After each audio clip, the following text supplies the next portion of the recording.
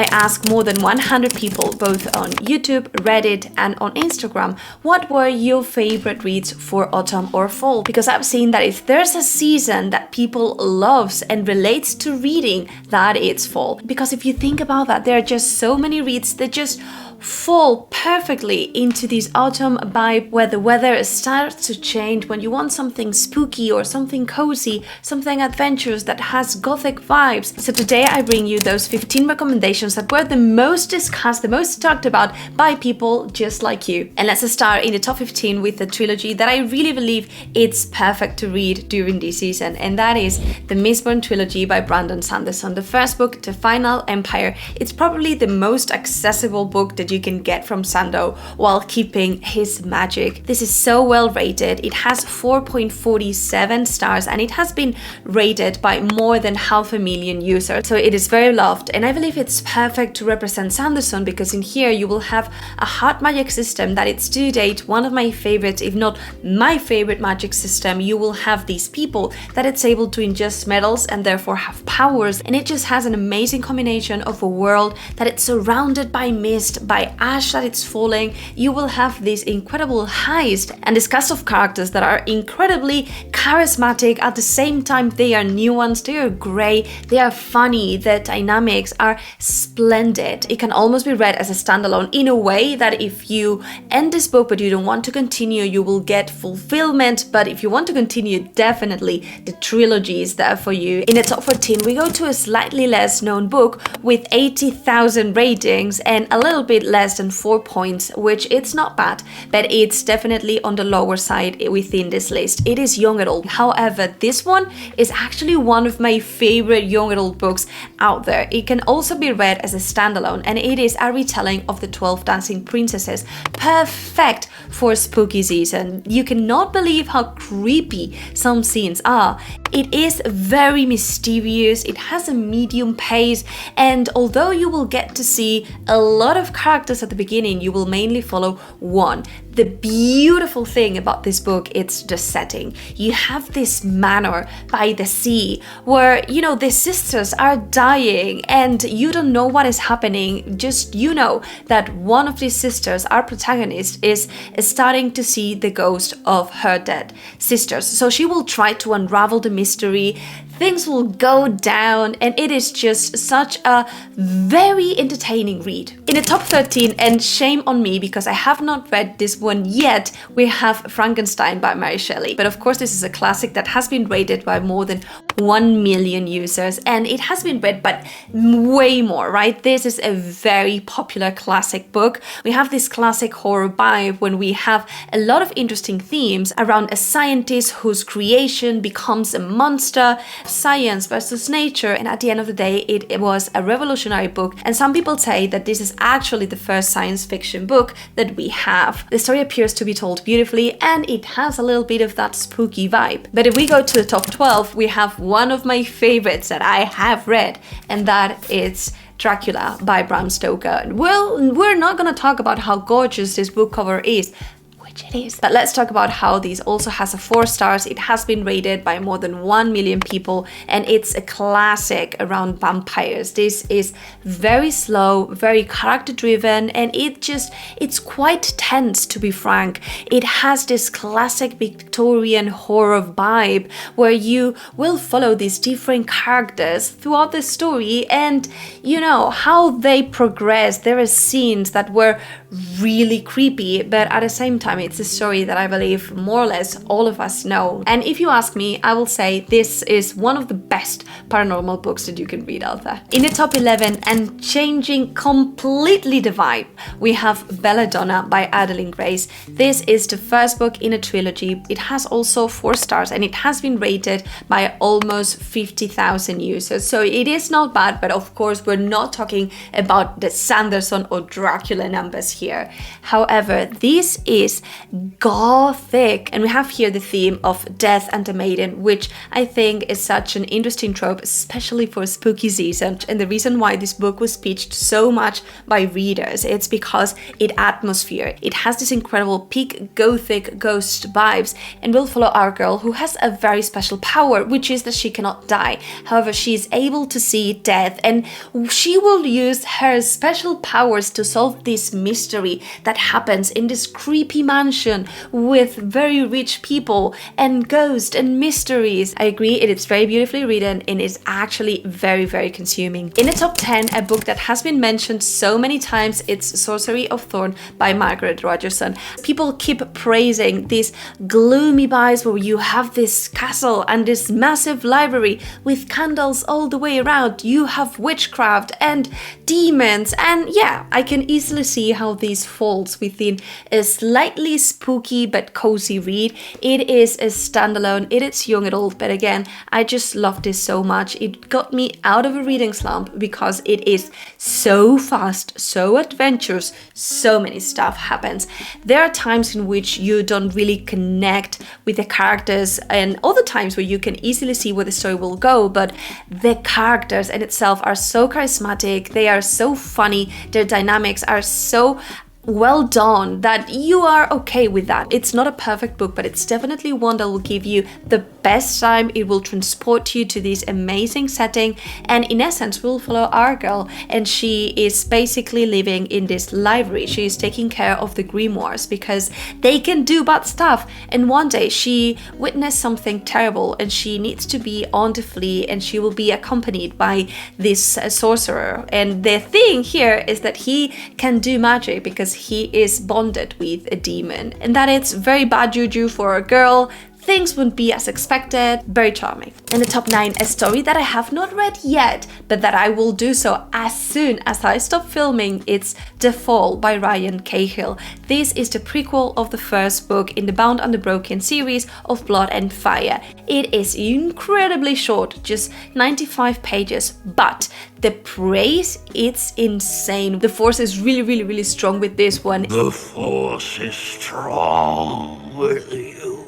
And it has been praised by a lot of people as one of the best novellas that they've read ever. The premise is very epic, and we have this author that has been looking for this continent for such a long time, but some people want this order to fall. Things are burning, dragons are in the sky, and I don't know what that means, but I really, really, really want to know that. I understand this is a fall read because it has this slightly gloomy but incredibly vivid setting, but just let me know if you know why this is an autumnal book. In the top 8, and my goodness, for me, this one is the best book to read during this season. That is An Enchantment of Ravens by the same author we mentioned before, Margaret Rogerson. This is such a short standalone. It's also young adult, and although this one it's less solid as a book as Sorcery of Thorns, the setting, the ambience, it just has such beautiful descriptions and depictions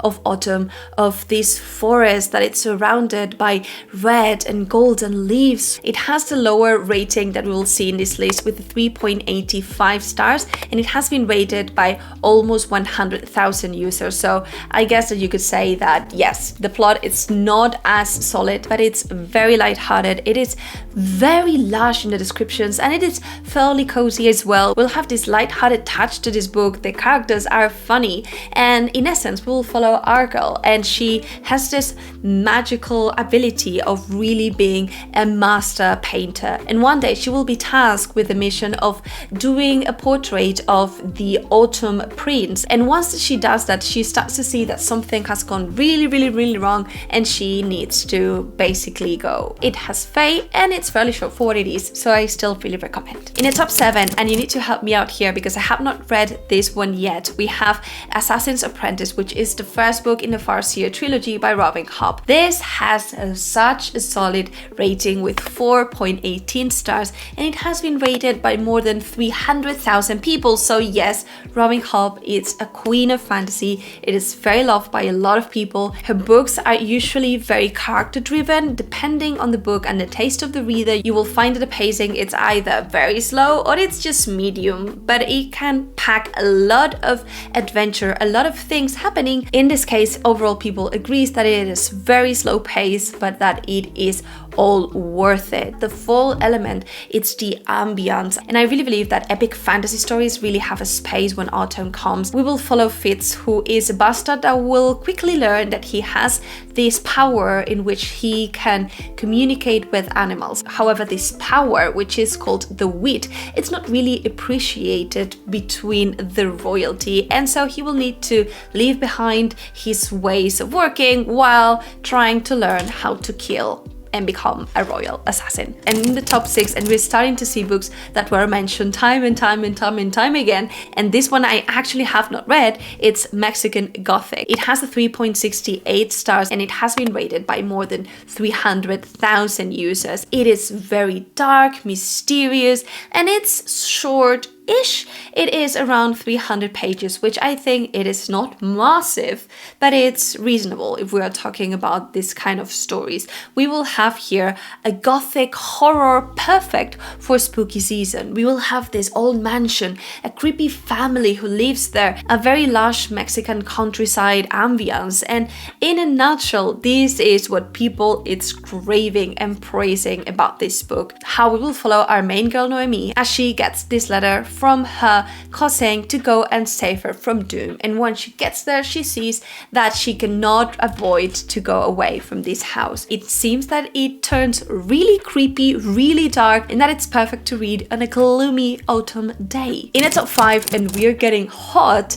we have Daughter of the Forest. I must confess I have not read this one, but it has such a good rating. It has a 4.28 stars and it has been rated by more than 60,000 users. It has this historical fantasy touch to it. It is adventurous, it's slightly dark, it is a somewhat emotional read, and it is also fairly slow-paced or character-driven. And the story talks about this royal family that one day it's cursed because a new empress comes and steals the attention of this emperor, and as a result, our girl and her brothers are cursed. All of her brothers are turned into animals, and she is the only one that is able to break this curse, but in order to do so she needs to remain silent. And there's therefore this quest on how she can save her brothers, how she can retake the throne. And let me tell you, this is basically the same story as Six Crimson Cranes. So I wager they're both talking about this same story as a retelling, and I really enjoyed Six Crimson Cranes. This was very cozy. I understand this one, it's a little bit more emotional, a little bit more adult, so I will probably give it a try. In the top 4 we have Legends and Ladders. This is by default a fall read. It is the #1 cozy fantasy book probably ever. It is very short. It can be read as a standalone, although a prequel will come out later this year. It has a 4.22 stars and it has been rated by more than 100,000 people, so it has become very popular really quickly. It has this cozy queer romance and it just talks about the magic of dreams. It has a very low-key story with very charming characters, and overall it's a story that feels really lighthearted, very relaxing, and it's just perfect if you want to cozy up with something really slowly. We will follow the story of this orc that really wants to leave behind her past and she wants to open a coffee shop. That's her dream, and we will follow her pursuing that dream, finding little troubles, little challenges throughout the way, and just basically overcoming them, facing them, and becoming a better character. In the top 3, and one of my favorite books ever, we have The Graveyard Book by Neil Gaiman. I think everything Neil Gaiman can be read during fall. He has such a beautiful writing style and his books are very intense in terms of the atmosphere that he is able to create. This one has a 4.15 stars and it has been rated by almost 500,000 users. You don't want to be someone that has not read this one, especially in October. It's the perfect book. Depending on the editions, you have also beautiful illustrations that just make this book even better. It is very short. It reads super fast. It is a middle grade book really, but it is fairly dark. It is very adventurous and it has lovable characters. We will follow the story of a baby really that manages to avoid a murder, and as a result he starts living on a graveyard and he is being taken care by ghosts there. But things are not easy for this not so much of a baby boy now. In the top 2, a book that I have not read, and oh my god, I am on the fence on reading this. I am really tempted, but at the same time I am so scared. That is The Night Circus by Erin Morgenstern. It has 4 stars, which is a very solid rating, and it has been rated by 1 million people. So definitely I'm in the minority of users not reading this book, but I am on the fence because I read Starless Sea, and although I saw that it had a beautiful writing style, beautiful premise, I was not really able to connect with the characters, and I ended up being like, what I am reading, I am not sure. And so from that moment, every 3 weeks or so, I am like, should I read Night Circus? Should I read it? It's a book that has been living rent-free in my mind, and people just recommended this one so much across all different channels. I think I will need to give this one a try and see what I think. But basically, it has this historical / fantasy romance side. It is slow-paced and very character-driven, it seems. The beautiful thing here is that the writing style, it's great, and it has a beautiful world building where we will have this circus that it's moving continuously, and we will have the story of 2 magicians that are in theory dueling. And this book has such intense reviews. Someone said, if I could trade places with anyone in the world, I'd be with someone experiencing these books for the first time. Also, this book is physical proof that magic does exist. Every page, every word, every letter made a home inside my heart.